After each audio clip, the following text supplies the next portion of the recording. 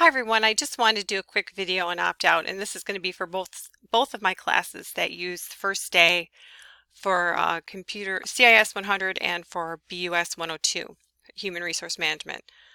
Now, what it means is the first day means that you're ready to go on the first day with your program code, basically. You're included in your tuition, your cost for your book, and your computer access.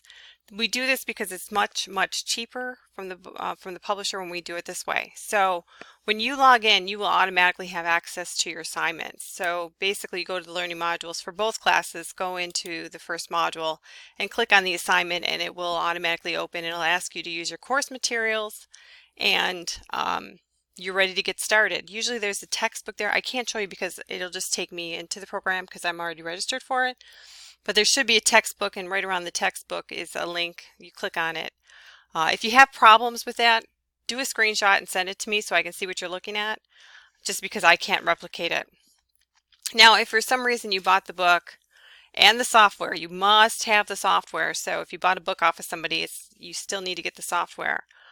It's still probably cheaper if you wanted to just get the software through First Day. But if for some reason, maybe you took it last semester and you still have a code that's good, you can go into First Day opt out, and it'll allow you, it'll walk you through getting your money back.